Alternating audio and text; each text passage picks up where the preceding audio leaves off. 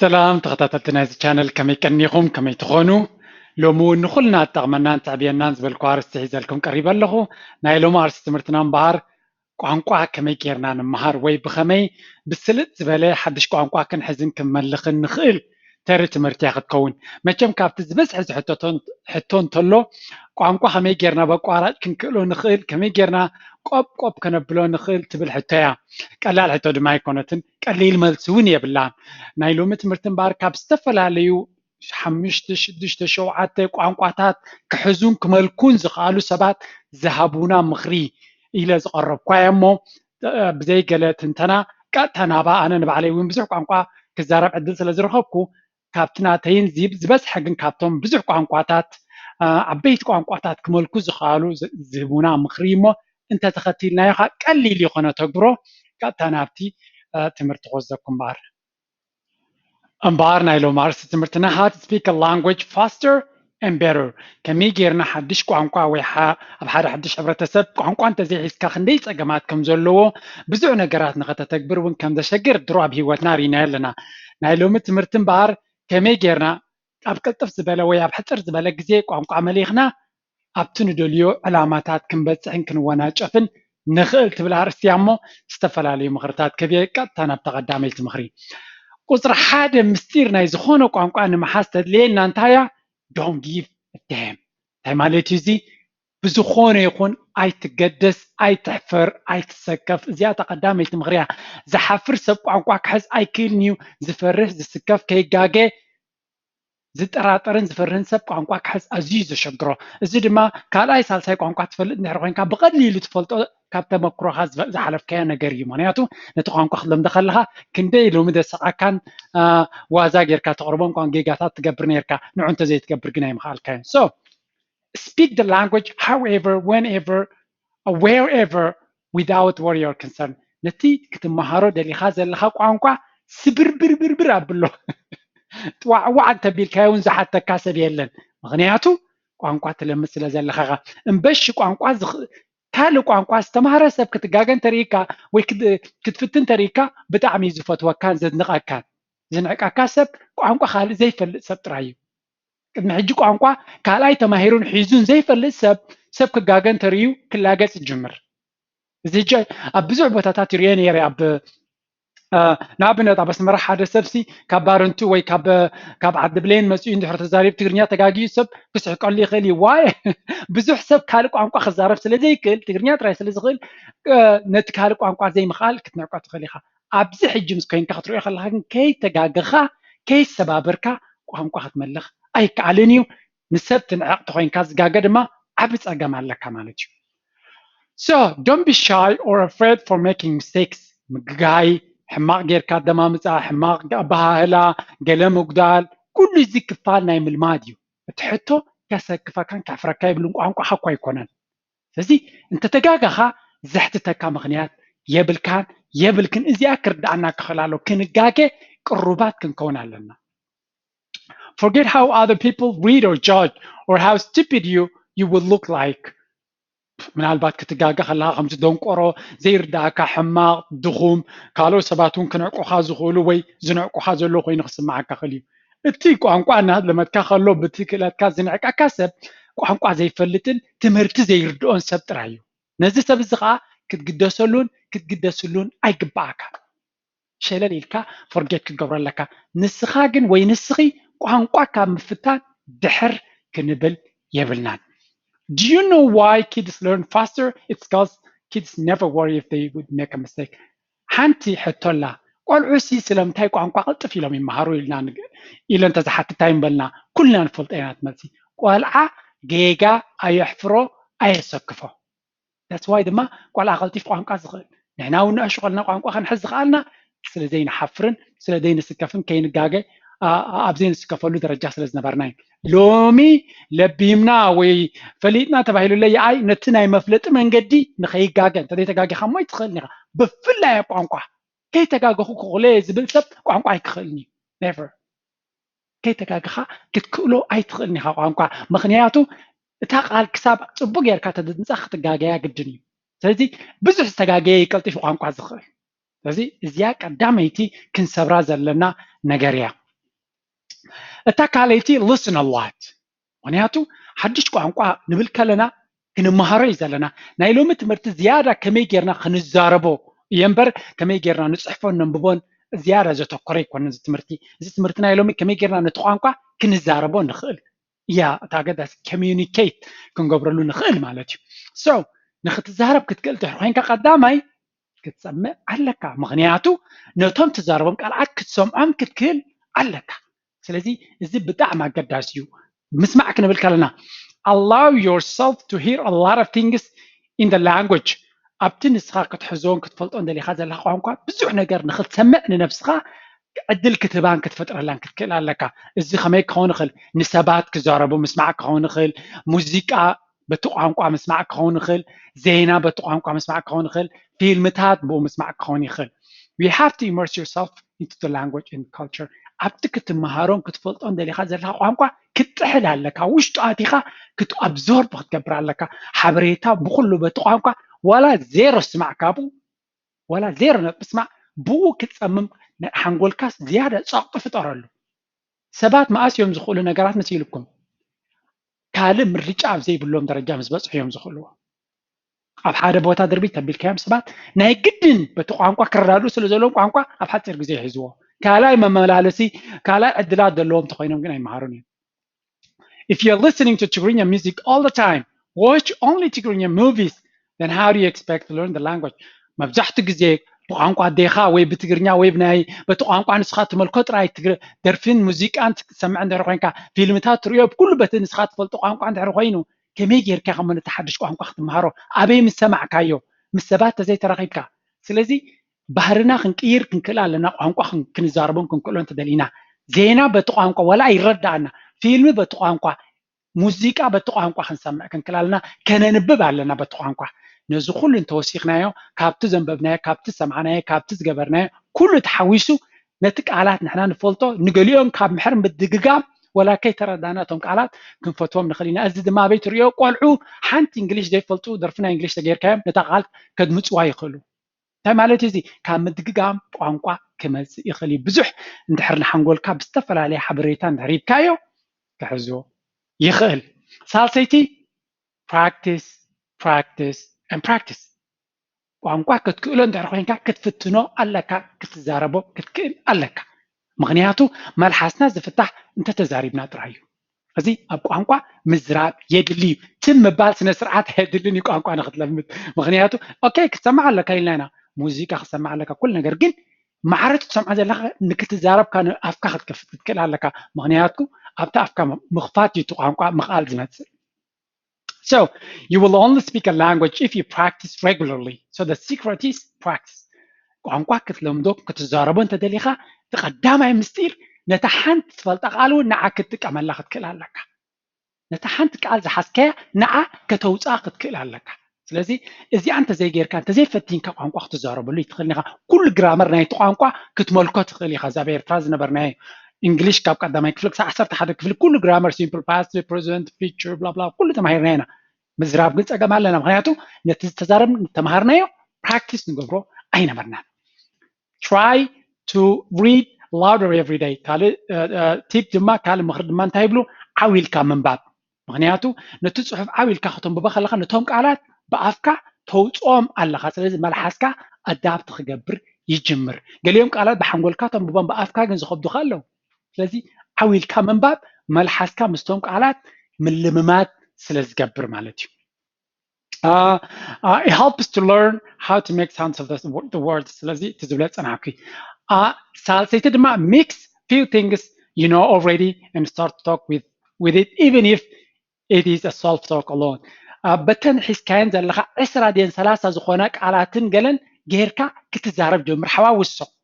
ብሰለስተ ኣርባዕተ ቃላት ጌርካ ቆልዑሲ 5 ቃላት ተፈሊጦም በእን ጌሮም እዮም ይዛረቡ ምክንያቱ ንዕና ደጋገሙ ገለና ወሳስኹ ይዛረቡ ልክዕ ከማ ድማ ሚክሲንግ በተን ትፈልጠን ቅድም በእን ጀምር 200 ቃላት ክፈልጥ ኣለኒ መጀመርያ ኣፈይ ክኸፍት ጌጋ እዩ 5 ቃላት ተፈሊጥካ ኣብዚ ድሕሪ ኢሎም ክነግር ንዓን ተፈሊጥካ በእን ጌርካ ክትታኾስ ጀምር ኣብ መንጎ እናተወስኸልካ ከይተረዳእካ ንዓበየን ክኸይድ እዩ ድሕሪኣ ትመፅእ ድማ how to do it ስለዚህ ብኸመይ ክንመሃር ንኽእል እጂ ቋንቋ ብቕልጥፍ ዝበለ ንክንዛረበሉ ክሕግዙና ዝኽእሉ ሜላታት ካብ ሓደ ዓቢ ክኢላ ዝመፀ ምኽሪ እዚ ድማ ቀዳማይ ኣብታ ቀዳመይቲ ወርሒ ወይ ኣብቲ ቀዳማይ ግዜ ናይ ቋንቋ ንምሃረሉ what is this ኣብዚ እንታይ ክንመሃር ኣለና ሓደ 3-4 ኣገደስቲ ነጥብታት ክንፈልጥ ኣለና በቲ ቋንቋ ክንመሃረሉ ንደሊ ዘለና ጀርመን ድዩ ፍሬንች ድዩ ስዊዲሽ ድዩ ኖርዌጅን ድዩ ዳች ድዩ ብዘይ ገድስ ናይቲ ቋንቋ እንግሊሽ ድዩ ኦፍ ኮርስ ኣገደስቲ ሕቶታት ኣለዋ ንሳተን ከዓ ክንፈልጠን ዘለና ክንደይ ዕድመ ኢኻ ካበይ መፂኻ እኳ ፅቡቅ ተኾነ እተን ኣገደስቲ what is this እንታይ እዩ እዚ ምክንያቱ ነገራት ክንሓትት ኢና እዚ እንታይ እዩ እንታይ ክንብል what is this ፋሲስተስ ብጀርመን ተኮይኑ ማለት እዩ ብፍሬንች ከምኡ ድማ በቲ ንስኻ እዚ እንታይ እዩ ትብል ቃል ክንፈልጣ ክንክእል ኣለና ነዚያ ሰንተንስ እዚኣ ፅሒፍና ንሸምድዳ ምክንያቱ ንካልእ ሕቶታት ንክንሓትት መታን ክትሕግሰና what is this ክንብል ኣለና እንደገና how do you say that ከመይ ጌርካ ነዚ ነገር እዚ ተድምፆ ወይ ትብሎ how do you say that እዚን ሰለስተ ሕጂ ዝርየግረኩም ዘለኹ ነቲ ቋንቋ ንኽትመሃር መንገዲ ዝገብራልካ መሳርሒ ነገራት እየን ስለዚ ሳልሰይቲ I don't understand ኣይተረድኣንን ከመይ ጌርካ ትብሎ እንታይ እዩ እዚ ዝብላ ሰለስተ ንኣብነት እዚን ሰለስተ ሙሉእ ሓሳባት ብዙሕ ናይ ቋንቋ መንገዲ ካልእ ሰባት ንክሕግዙና ንዕድሞም ኣለና በዚን ሰለስተ ጥራይ ምፍላጥና ታይሳ what is this እዚ እንታይ እዩ ካልእ ድማ how do you say that ነዚያ ነገርሲ ከመይ ጌርካ ትብላ ነዚያ መልክትካ what is this ምሽ ትብል ከም ዘምዘርካ ካልእ ነገርካ ነዚያ ብኸመይ ትብላ ድማ how do you say that ትብልካ ከመይ ጌርካ ትብላ ድማ ብቋንቋኹም ነዚአን ሰለስተ ኣብ ጉግል እትይኹም ተርጉምዎን ዋላ እንተደሊኹም ብሲቪንስካ ድዩ ብኖርዌስካ ድዩ ዋላ ብዳሽ ድዩ ዶሽ ድዩ ተርጉምዎን ብእንግሊሽ ኦልሬዲ ሂበኩም ኣለኹም ኣታ ሳልሲቲ ድማ I don't understand ኣይተረድኣንን ስለዚ እዘን ሰለስተ ቃላት ሰባት ንክሕግዙኹም ምሳኹም ንክረዳድኡ ንዝጎደለ ክምልኡልኩም ኣብ ሓገዝ ይገብራ ማለት እዩ ተን ካልኣይ ደረጃ ድመፃ ወይ ድሕሪ ወርሒ ድማ እንታይ ፕሮናውንስ ዝበሃሉ ክንዲ ስም ንብሎም ማለት እዩ ከም በዓል ንኣብነት I you he she ገለ ዝብሉ ማለት እዩ ንሱ ንሳ ኣነ ንስኻ ንስኺ ንስኻትኩም ንስኻትክን ዝብሉ ማለት እዩ እዚኣቶም ከዓ ክንሕዞም ክንክእል ኣለና ኣብ ዘረባ ክኣትዉ ስለ ዝኾኑ ብኡ ጌርካ እቲ ሙሉእ ሓሳብ ንክትገብር ስለ ዝሕግዙ ከምኡ እውን ኣገደስቲ ቨርብስ ወይ ቃላት ኣገደስቲ ቃላት ንኣብነት ኣይ እንድሕር ኢልካ ኣነ ከምዚ እየ ክትብል ከለካ I am እንደገና you are he is she is it is I was she was he was ዝብላ ተን ሕልፍ ድማ ከምኡ ድማ they are we are እዚአን ቃላት እዚኣተን verb to be ወይ ከዓ ዘን ኣገደስቲ verbs ዝኾነ ቋንቋ ትጥቀመለን ንዓንካ መሓዝ የድሊ መሰረታውያ ማለት እዩ እዚአን ካንተ ሒዝካየን ነተን ቁሑዳት ቃላት ወሲኽካ ከተዛረብ ትኽእል ከምኡ ድማ adjectives ቁርብትለይ adjective ከዓ ቅፅል ኢና ንብሎ ያ ቅፅል መስለና እንታይ adjective good bad new long small ከምዚ ዝኣመሰሉ next before after so ከምዚ ዝብሉ adjectives ድማ ነቲ ሰንተንስ ናትና ኣነ ነዊሕ ከም ዝደልየ ኣነ ሓፃር ክዳን ደልየ ኣነ ገጅፍ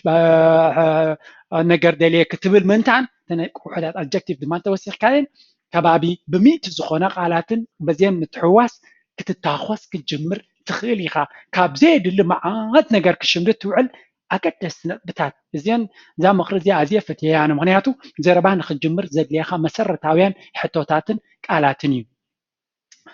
ድሕሪኡ ኣብ ትደልዮ ግዜ ድማ ኣብ ድሕሪ 4 ወርሒ ኢልዎ ኣሎ እዚ ክኢላ እዚ ምክንያቱ እዚ ክኢላ እዚ ቋንቋ ኣብ 6 ወርሒ ክትሕዞ ትኽእል ኢኻ ዝብል እምነት ኣለዎ ብኸመይ ይሰርዕዎ ዘሎ ስለዚ ሽዑ ድማ glue words ወይ ከዓ ተን ዝላገባ ቃላት መላገብቲ ንኣብነት and እዝን this and that this but that and but therefore so ገለ ዝብላ ክልተ ሓሳባት ዘጣምራ ወይ ከዓ ሓሳባት ብሓደ ዘካውና ካልኦት ድማ ክትሕዝ ተጀሚርካ ድማ ነቲ ሓሳባት ብዕሙቕ ዝበለ ንክትገልፅ ይሕግዘካ ማለት እዩ እታ ናይ መወዳእታ ምኽሪ ናይ ሎሚ ድማ more advice ኢለ ኣለኹ እሳ ድማ get a language parent እንታይ ይብሉ ኣለዉ እዚ ናይ ቋንቋ ኣቦ ወይ ወላዲ ሓዝ እንታይ እዩ ከሱ look at how a kid ንኣብነት ቆልዓ ክመሃር ከሎ እንታይ ዝገብር ኣብታ ገዙ ምስ ኣድዩ ድዩ ምስ ኣቦ ናይ በይኖም ዓይነት ናይ ምዝርራብ ክእለት ኣለዎም ካልእ ሰብ ኣይርድኦን እቲ ቋንቋ እዚ ቆልዓ ግን ምስ ወለዱ ክረዳደሉ ዝኽእል መንገዲ ኣጥርዩ ኣሎ እንታይ ማለት እዩ እቲ ክትመሃር ከለኻ ዝኾነ ሰብ ክርዳእካ ይክእል ችግራትካ ሓደ ሰብ ብቐሊሉ ምስ ትዕልሎ እንተለካ ንሱ ክርዳእልካ ይኽእል ጌጋታትካ ግን እቲ ከምዚ ላንጉጅ ፓረንት ዝኸውን ወይ ዝሕግዝ ሰብ ሓደ ክስሕቕ የብሉን ካልኣይ ክንዕቕ የብሉን ሳልሳይ ነቲ ሰብ ጌጋ ክዛረብ ከሎ ክኸልፎ የብሉን ግን ክምልሰሉ ከሎ ኣሪሙ ክነግሮ ክኽእል ኣለዎ እዚአን እንተማሊካ ክትሕገዝ ትኽእል ኢኻ መብዛሕትኡ ግዜ ኣብዚ ካቴጎሪ እዚ ሰብኣይካ ወይ ሰበይትኻ ፅቡቅ ክሕግዙ ኣይክእሉን እዮም እዩ ዝበሃል ምክንያቱ ምስቲ ካልእ ነገራት ፅቡቅ ስለ ዘይካወን ብዝኾነ ግን እዚአን ኣገባብካ ክንጥቀም ክንክእል ኣለና ሰባት ዘይክልዎ ቋንቋ ክፍትኑ ከለዉ ክንከልፎም የብልና ይዛረቡ ንስማዓዮም ሽዑ ንዕዖም ብዝርዳእ ቀሊል ቃላት ኣሪምና ንንገሮም ሽዑ ክመሃሩ ይኽእሉ ካልአይቲ hang out with people who speak the language ነቲ ቋንቋ ክዛረቡ ምስ ዝኽእሉ ሰባት ክትራኸብን ክትዋስአን ክትክእል ኣለካ ምክንያቱ እቲ ቋንቋ ክትክእሎ ቅድም ምስ ዝኽእሉ ክትቀርብ ኣለካ በይንኻ ትነብር ተለኻ ፅቡቅ እንድዩ ወላ በይንኻ በቲ ቋንቋ ሃተፍተፍ ምባል ፅቡቅ እዩ ግን ምስ ሰባት ከይድካ ክትረዳዳእ ክትክእል ከለኻ ሞቲቬሽን ኣለካ ይኽእል ኣለኹ ኣነ ፅቡቅ ከይደ ኣለኹ እናበልካ መሊስካ ምስ ሰባት ትቐርብ ሽዑ እቲ ቋንቋ ድማ ማስተሪ ሌቨል ከተማዕብለሉ ትኽእል ማለት እዩ እታ ናይ መወዳእታ ናይ ሎሚ ኣብዚ ድማ ኣገዳሲት ምክንያት እዚኣኻ ዩዝ ቴክኖሎጂ ዝተፈላለዩ ኣፕስ ኣለዉ ቋንቋ ንክትመሃር ዝሕግዙኻ ንኣብነት ዝተፈላለዩ ኣፕስ ኣለዉ ካብኣቶም ከማኽረኩም ንኣብነት ቀዳማይ እንታይ ኣሎ ዱኦሊንጎ ዘረይዎ እዛ ዱኦሊንጎ ኢለያ ዘለኹ ዱኦሊንጎ ሓደ ኣፕ እዩ በቲ ናትካ ደረጃ ሓደ ቋንቋ ናይ ኤሮፓ እንግሊሽ ትኽእል ኮይንካ ጀርመን ትመሃር ተለኻ ብኡ ማለት እዩ ወይ ካብኡ ናብኡ እውን እንታይ ገብረልካ ሱ ብንእሽተይ ከምዚ ኣፕ እዩ ጌም እናተፃወትካ ይምህረካ ማለት እዩ ካልኣይ ድማ መዓልታዊ ስኬጁል ይገብሩልካ ክንደይ ደቂቕ ንመዓልቲ ክትመሃር ትኽእል ይብሉካ 10 ደቂቕ ተልካዮም ኤቭሪዴይ 10 ደቂቕ ኣብታ መዓልታ የዘክሩኻ ቀፅላ ትምህርትካ ይብሉካ ስለዚ ቀፃሊ ንክትመሃርን ንክትምዕብልን ይድግፈካ ማለት እዩ እዚ ኣፕ እዚ ብጣዕሚ ክትጥቀምሉ ትኽእሉ ካልአይቲ ወርድ ቢት ትብል ከዓ ዳውንሎድ ግበርዋ እዚኣ እንታይ ትገብር እዚኣ ኣፕ እዚኣ ፅብቕቲ እያ ምክንያቱ ነፍሲ ወከፍ ቴሌፎንካ ክትንክፍ ከለኻ ሓንቲ ቃል ትፅሕፈልካ ነታ ቴሌፎንካ ቅድሚ ምኽፋትካ እታ ቃል ትፈልጣ እንታይ ምዃና ትርጉማ በቲ ቋንቋ ስኻ ክትመሃሮ ዘለኻ ስለዚ ክንደይ ግዜ ኣብ መዓልቲ ትትንክፍ ይፈላለዩ ብዙሕ ቃላት ክትሰምዕ ዕድል ኣለካ ብዙሕ ቃላት ንክትፈልጥ ዕድል ኣለካ ሓንቲ ብጣዕሚ ክሬቲቭ ዝኾነት ኣፕ እያ እዚኣ ድማ ነቲ ናትካ ትምህርቲ ክትሕግዘልካ ትኽእል ካልእ ግራመርሊ ዝበሃል ኣሎ እዚ እኳ ንክትመሃረሉ ይኮነን ዝያዳ ንክትሕግዘሉ ክትፅሕፍ ከለካ ዝኾነ ቴክስት ክእርመልካን ክዕርየልካን ዝኽእል ዓይነት ኣፕ እዩ ከምኡ እውን ሜምራይስ ዝበሃል እውን ኣፕ ኣሎ ክትመሃሩሉን ክትዓብዩሉን ትኽእሉ ማለት እዩ እምበኣር ናይ ሎሚ ትምህርቲ ከመይ ጌርና ነቲ ንመሃሮ ነቲ ነብረሉ ዘለና ዘድልየና ቋንቋ ብቅልል ዝበለ ክንመሃሮን ክንዓብየሉን ንኽእል ከተርኢ ትኽእል መንገዲ ካብ ኣዝዮም ክኢላታት ብዙሕ ቋንቋ ክመልኩ ዝኽኣሉ እሞ ካብ ሓፂር ግዜ ክሕዝዎ ካብ ዝኽኣሉ ዝተፈላለየ ዝመፀ ምኽሪ እዩ ቨሪ ፕራክቲካሊ ክንደጋግሞ ዝከብደና ኣይኮነን እቶም ንመጀመርያ ኣብዚ ናትና ኮሚዩኒቲ ወይ ኣብዚ ቻነል መፂኹም ዘለኹም ሽመይ ጆርጆ ድራር ይበሃል ብዙሕ መሃርን ልዋጥን ኣተሓሳስባና ክዕብየናን ብቁጠባ ከደልድለናን ርድኢትና ብዛዕባ ነገራት ድማ ክዕርየልና ዝኽእል ዝበልኮ ብዙሕ ትሕዝቶ ኣሎ ኣብዚ ሰብስክራይብ ጌርኩም እንድሕር ተኸታቲልኩም ብዙሕ ክትመሃሩሉ ትኽእሉ ንብዙሓት ሰባት ድማ ዝጠቐመ እዩ ካብ ነፍሰይ ጀሚረ ስለዚ እንተኣቲኹም ትጥቀሙን ተዓብዩን ማለት እዩ ከምኡውን ፕራይቬት ክላስ ኣለኒ ክመሃር ንዝደሊ ማለት እዩ ኮንታክት ክትገብሩኒ ኣብ ፌስቡክ ክትገብሩ ትኽእሉ ወይ ኣብ ኢሜይል ናተይ እቶም ከም ወትሩ ኣብዚ ምሳይ እናተምሃርኩም ተዓብዩ ዘለኹም ክብረት ይሃበለይ ካብዛ ናይ ሎሚ ዝተምሃርናያ ንዓኹም ደስ ዝበለትኩም ወይ ድማ ንስኹም ክትውስኽሉ ትደልዩ ፕሊዝ ኣብ ኮሜንት ፅሒፍኩም ንካልኦት ሓግዙ ንዓይ ድማ ኣተባብዑኒ ምንታን ክቐፅሎ ድሕሪ ምባል ነቶም ካልኦት ዘድልዮም ሓገዝ ዘድልዮም ኣሕዋትኩም ድማ ሸር ግበርዎ ንሳቶም እውን ክጥቀምሉ ይኽእሉ ናይ ሎሚ ስራሕ ዝተወዲያ ኣላ ኣብ ካልእ ስራሕ ክሳብ ንራኸብ ተሓንቀኒዩ ቻው